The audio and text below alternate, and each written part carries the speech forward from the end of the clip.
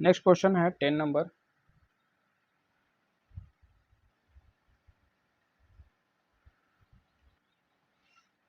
A beam of light composed of red and green ray is incident obliquely at a point on the face of rectangular glass slab.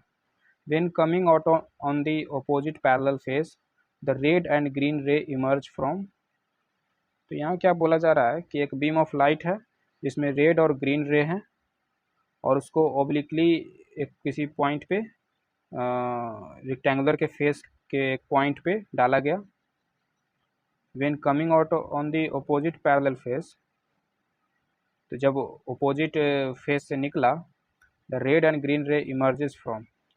तो ये है glass slab, ये रे आ रहा है, इस रे में रेड भी है और ग्रीन भी है, और तो कुछ रिफ्रैक्ट होगा।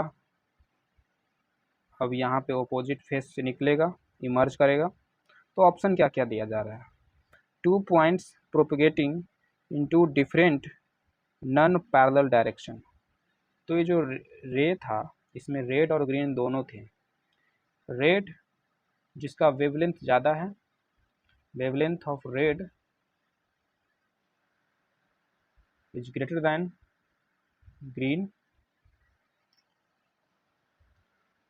तो क्योंकि इसका वेवलेंथ ज़्यादा था तो इस वजह से इसका वेवलेंथ ये होता है, ये क्रेस्ट और ट्रफ, दो क्रेस्ट के बीच में जो डिस्टेंस होता है वो वेवलेंथ होता है, और जिसका वेवलेंथ कम होता है उसका कुछ ऐसा होता है।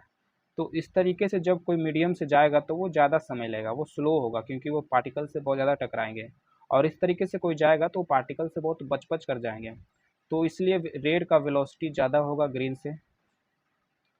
तो जब यहाँ से जो रे आ रहे थे वो तो पहले वैक्यूम में थे, तो दोनों साथ ही सी स्पीड से जा रहे होंगे 3 × 10⁸। पर जैसे ही मीडियम चेंज हुआ तो रेड का जो चलने का तरीका है उस वजह से रेड का वेलोसिटी ज़्यादा होगा, वो कम टकराएगा, और जिस वजह से रे थोड़ा कम नॉर्मल की ओर बेंड होगा, क्योंकि वो थोड़ा उसके लिए ये मीडियम रेयर होगा रिलेटिव टू ग्रीन। देखो रेड यहाँ पे था, अब यहाँ पे आया तो डेंसर तो हुआ, ग्रीन यहाँ था यहाँ पे आया तो ग्रीन के लिए भी डेंसर हुआ, यही मीडियम। पर ये मीडियम रेड के लिए कम डेंसर साबित हुआ रिलेटिव टू ग्रीन। क्यों?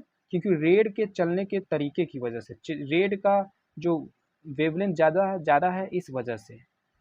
तो रेड के लिए रिफ्रैक्टिव इंडेक्स कम है और ग्रीन के लिए रिफ्रैक्टिव इंडेक्स ज़्यादा है।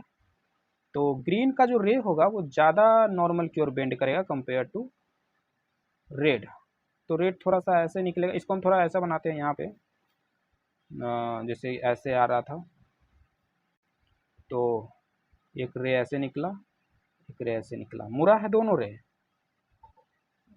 बट एक ज़्यादा मुड़ा एक कम मुड़ा। कम मुड़ा कौन? रेड वाला, ज़्यादा कौन? ग्रीन वाला। अब ये नॉर्मल, इसका भी नॉर्मल। तो ये जो रे निकलेगा ये इस तरीके से निकलेगा, तो और ये भी निकलेगा। तो यहाँ पूछा जा रहा है कि जो निकलने वाली जो रे है दोनों की, इमर्जेंट रे, ये दोनों एक दूसरे से पैरेलल होगी। तो वो तो नहीं पता पैरेलल हो कि नहीं, पता पैरेलल हो कि नहीं, पर ये पक्का है कि ये जो रे निकलेगी किस तरीके से, जिस तरीके से इंटर की थी। अगर हम ग्रीन शिफ्ट डालते हैं तो वो ऐसे आएगा, ऐसे आएगा, और निकलेगा कैसे? इसी के पैरेलल। तो उसी के पैरेलल बनाते हैं, और ये भी वैसे ही इसी के पैरेलल, सॉरी इसी के पैरेलल। तो जब ये इसके पैरेलल है और ये भी इसके पैरेलल है तो मतलब ये एक दूसरे के पैरेलल है, तो पैरेलल ही निकलेंगे। पहला ऑप्शन है 2 पॉइंट्स प्रोपगेटिंग इन 2 डिफरेंट नॉन पैरेलल डायरेक्शन, तो ये गलत है। ऑप्शन बी है 2 पॉइंट्स प्रोपगेटिंग इन 2 डिफरेंट पैरेलल डायरेक्शन, और ये क्या है? 2 पॉइंट्स प्रोपगेटिंग इन 2 डिफरेंट पैरेलल डायरेक्शन। तो ये पहला ऑप्शन था कि नॉन पैरेलल डायरेक्शन में जा रहे हैं। दूसरा ऑप्शन है कि दो पैरेलल डायरेक्शन में जा रहे हैं, डिफरेंट पैरेलल डायरेक्शन में जा रहे हैं, मतलब डायरेक्शन सेम है पर पैरेलल जो है वो डिफरेंट है, पर दोनों पैरेलल हैं। थर्ड ऑप्शन है 1 point propagating in different direction, in 2 different direction, 1 point propagating in same direction.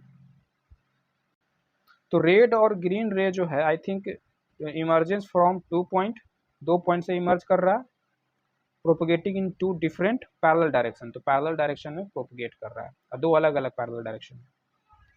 तो ऑप्शन बी